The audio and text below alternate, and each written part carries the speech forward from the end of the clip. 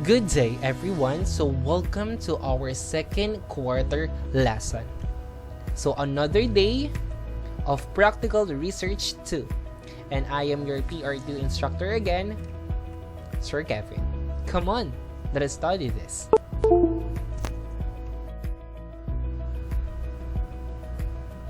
For today's lesson, let us define a research hypothesis and conceptual framework.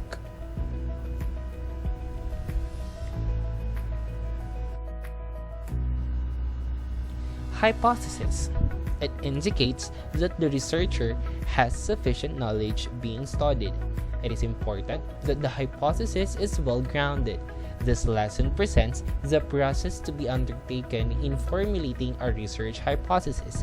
So sabi dito, ang hypothesis ay ito ang ating prediction wherein ano yung mga assume natin na result ng ating study. So we have to determine the relationship and the differences between two variables. To define hypothesis, this is a specific proposition which is presented for testing through research. It can be derived from another theory or from a researcher's hunch, which is an informed guess based on theoretical insights or observation. It is essentially a statement of what we believe to be factual. Hypothesis is a prediction about the relationship between two or more variables. So based on what I said earlier, that hypothesis is a prediction rather of two variables that we have. So it should have a connection with our statement of the problem. And ang hypothesis, ito yung galing sa mga theory na na-observe natin sa theoretical insights ng ating assumption, and then ano yung mga nakita natin or na-research natin doon sa existing literature or theory ng ibang experts. So that's hypotheses. Characteristics of a hypothesis. So first, testable. Testable, so ibig sabihin, kailangan ito ay natetest. For example, ito ay existing yung iyong variables na base doon sa iyong study, and then reliable and valid siya.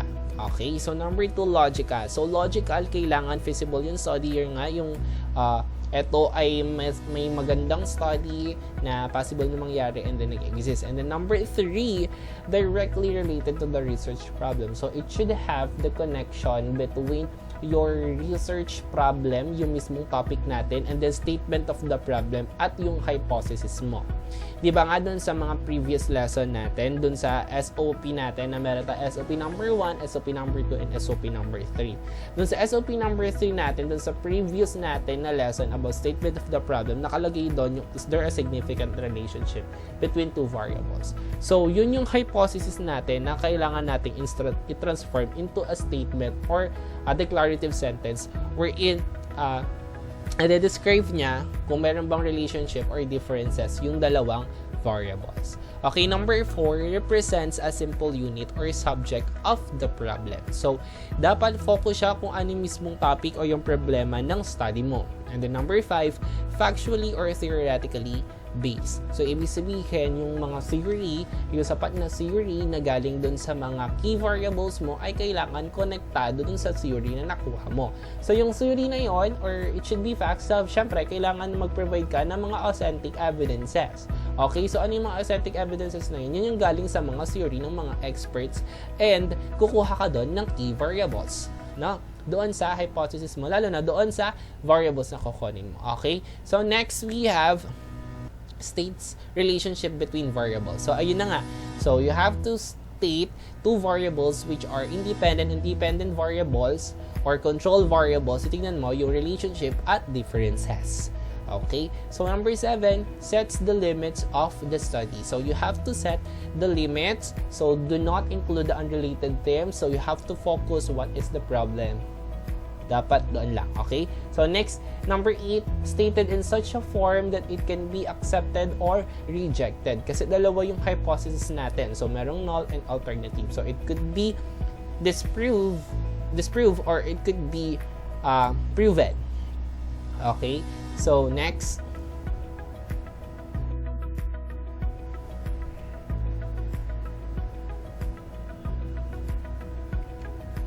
Okay, so we have the two types of hypothesis.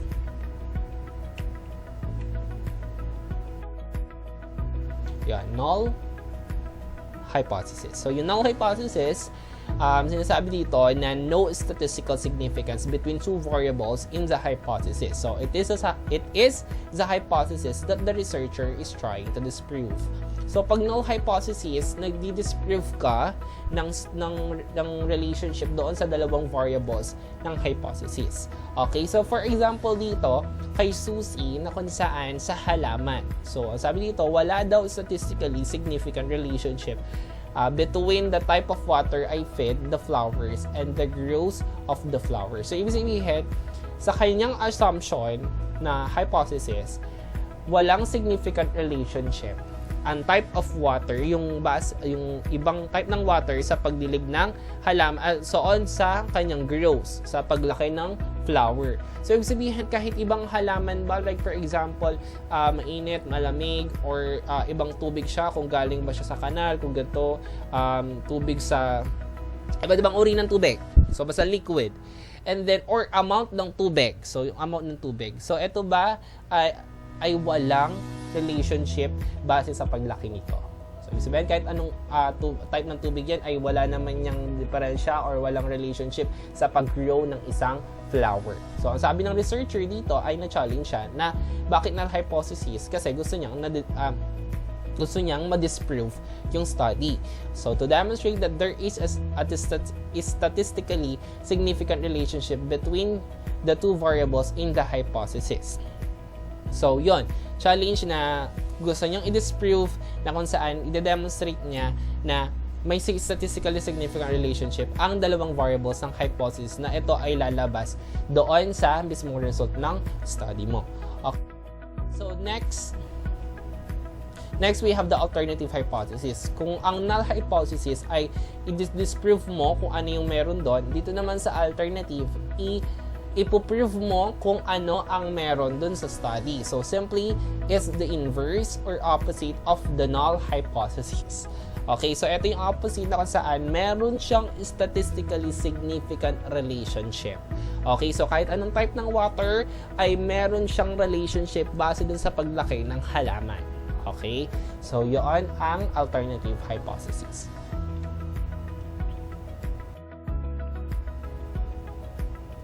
Okay, so another example of null and alternative hypothesis. So, ang null hypothesis ay no actual. So, walang mangyayaring relationship or differences. Okay? So, sabi dito, research hypothesis is also referred to as substantive, declarative, or scientific number of statements of expected relationship variable. So, naka-declarative form siya. Okay, so ang null hypothesis nga, no actual, while yung alternative hypothesis, base dito, ito ay potential outcome that the relationship between variables researcher may expect. Okay, so ito yung na-expect mo na pwedeng mangyari sa alternative hypothesis. Okay, ang example dito ay children with high IQ will exhibit more anxiety than children with low IQ. Okay, so ang high IQ ba daw ay mas prone daw yung anxiety sa mga batang may mataas na IQ kaysa doon sa mga low IQ. Okay, so for example, sa isang classroom na kung saan merong isang estudyante na mataas yung IQ na kung saan gustong-gusto niya na mataas yung grade niya. So, grade conscious siya na mas madali sa kanya yung anxiety pag meron siyang nakitang mababa ang grade. While ang low IQ naman, ay sila okay lang sa kanila kahit ganun yung mga grades sila, ganun. And then, anxiety, another problem, yung mga sa bahay, ganun, pag high IQ sa low IQ. So, titignan kung meron ba talagang differences yung anxiety level sa high IQ tsaka sa low IQ. Ano kayang anxiety meron sa high IQ tsaka sa low IQ, and then kung meron ba silang differences sa isa't isa. Okay, so yung kanina kasi hinahanap natin yung relationship between variables, kung meron ba relationship. So ngayon, dito naman kung meron bang differences or wala. Okay, so pag walang differences, ibig sabihin na hypothesis yung gagawin mong statement. And then kapag meron, alternative hypothesis.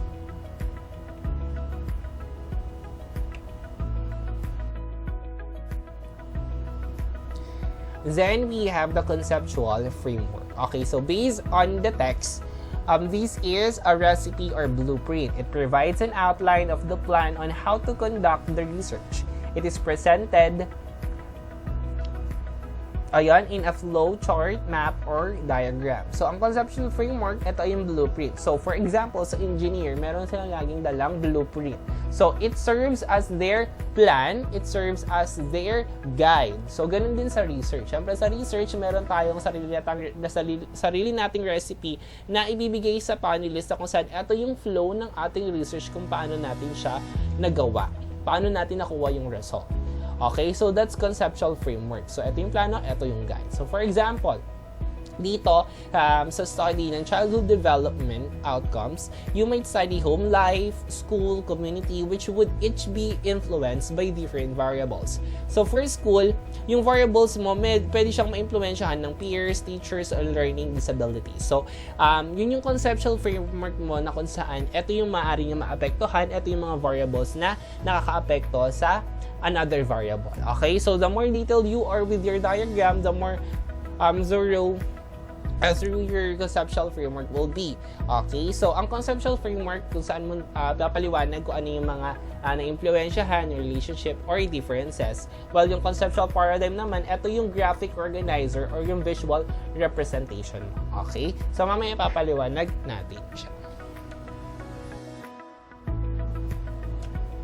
So, for conceptual framework ulit, consists of concepts that are placed within a logical and sequential design. So, represents formal structure and used for studies in which existing theory is insufficient.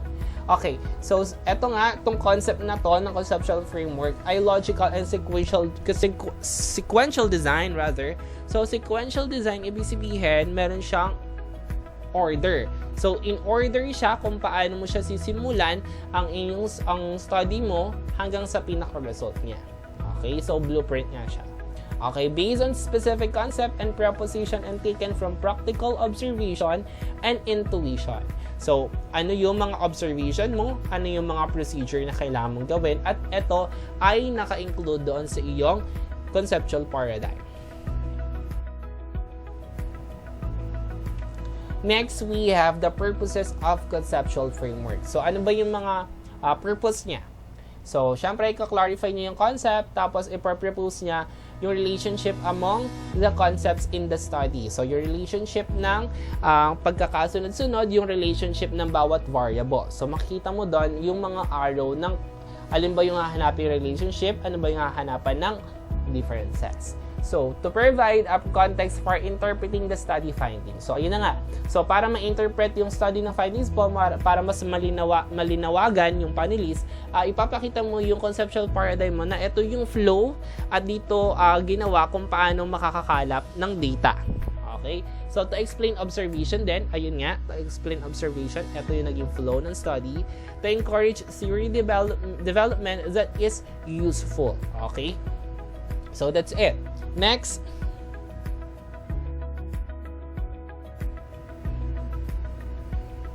okay, so step-by-step guide on how to write the conceptual framework. So, you have to choose your topic first. Siyempre, yung topic mo, kailangan pag-decision muna ng grupo, and then kailangan within the field of your specialization. So, kailangan kung ikaw ay Hume student, pang-Humes dapat yung topic mo, and then kung ABM, pang-ABM lang. So, kailangan dun sa field ng iyong specialization or yung sa iyong forte.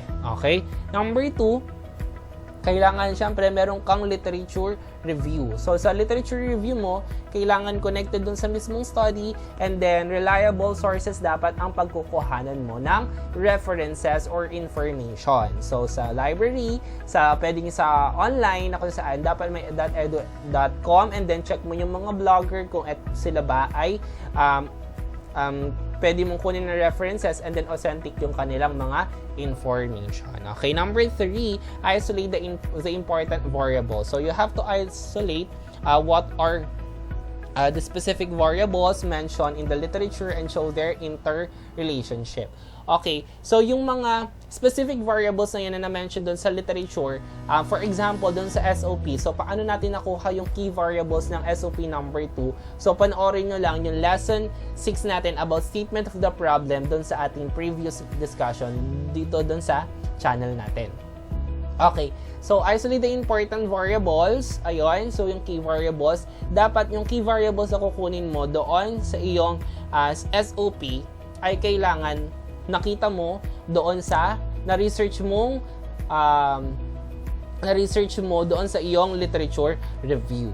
Okay, so number 4, generate the conceptual framework. So build your conceptual framework using the variables studied in the specific articles you have read.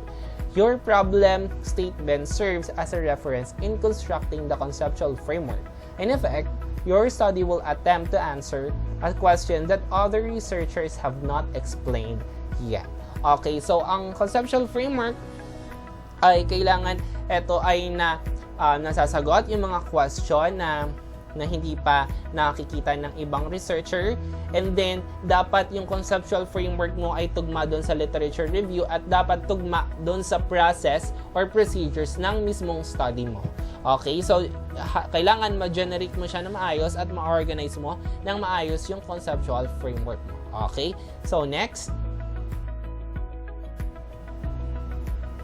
Okay, so ano naman yung conceptual paradigm? So yung conceptual framework kanina ay iba sa paradigm.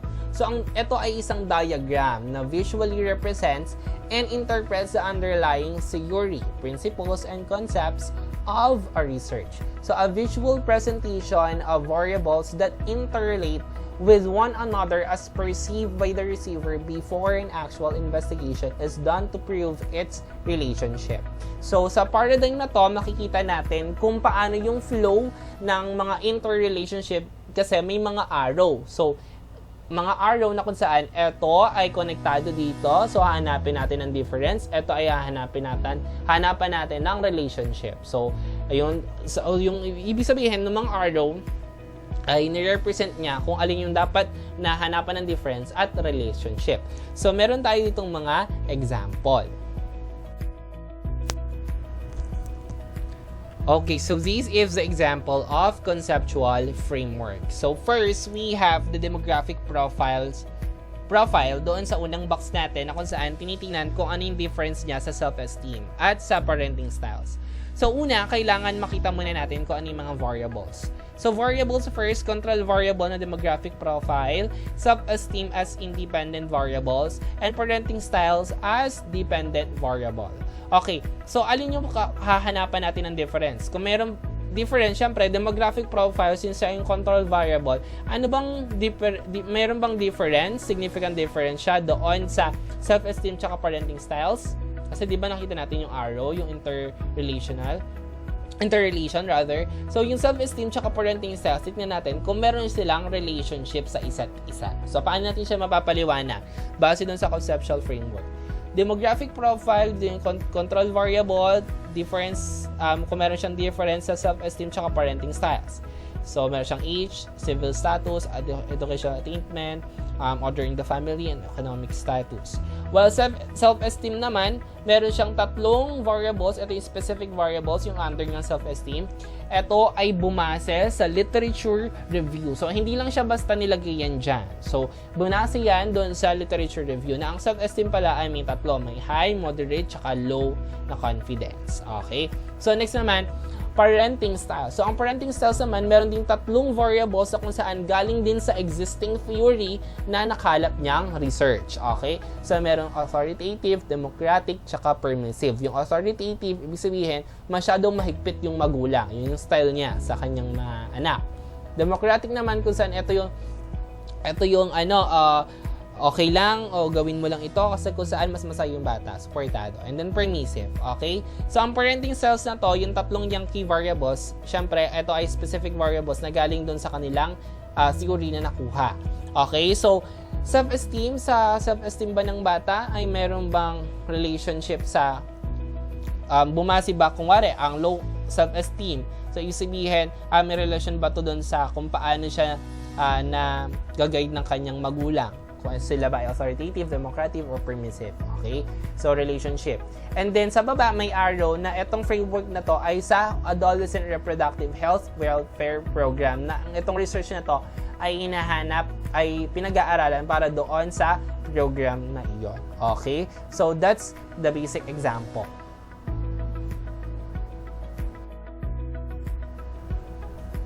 Next, okay, so conceptual paradigm. Ito ay mas madaling pattern ng research. Bakit? Dahil sa IPO. So, una, may input syempre kung paano mo siya sisimulan, and then process, ano yung procedure, and then output, ano yung assumption mo na magiging result. Okay, sa input, sabi dito, something from the external environment that is fed into the system. In an information system, the inputs may be raw data captured in some way or pre-existing data which has been provided by an external system. In either case, the data input is provided by an external entity. So, ibig sabihin ng input, ito yung raw data natin. So, anong raw data? So, statement of the problem muna natin. So, bago siya maging questionnaire, statement of the problem muna siya. So, ito yung raw data natin na kung saan, ano yung una munang nakalap natin na information. So, gumawa muna tayo ng SOP. Okay, next, process. Siyempre, yung process, ano yung proseso, ano yung procedure after natin makagawa ng SOP ng problema.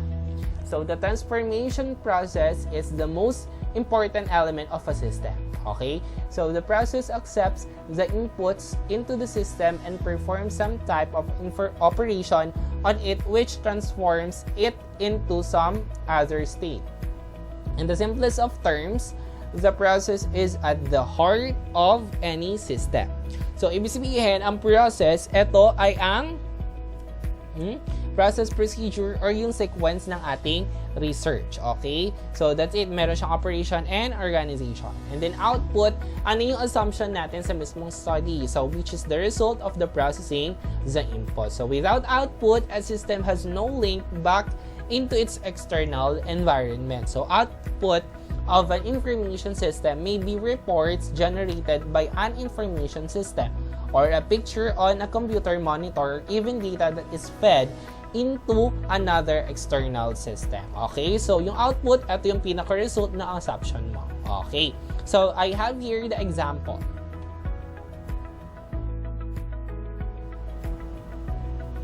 Okay, so this is the example of IPO pattern. So, yung input tsaka output, kailangan natin ng feedback dun sa dalawa. So, dun sa SOP natin na kung saan, ano yung feedback natin dun sa output? So, ibig sabihin, meron bang relationship sila?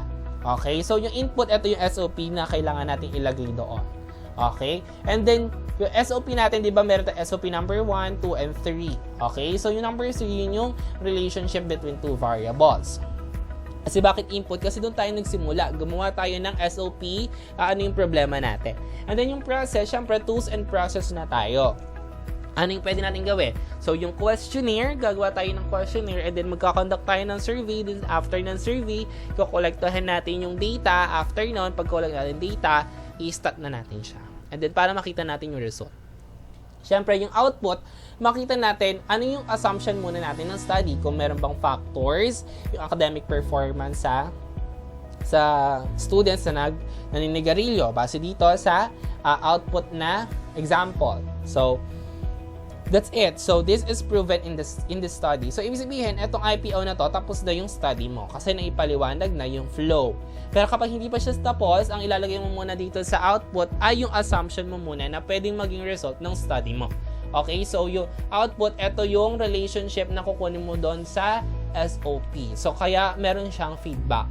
So, yung feedback ba mula doon sa SOP mo na nagawa ay meron bang, meron bang nangyari doon sa output? Okay, so that's it.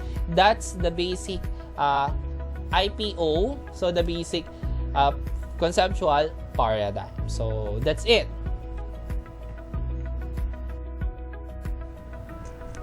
So, that's it for today, guys. Goodbye, everyone. See you next meeting.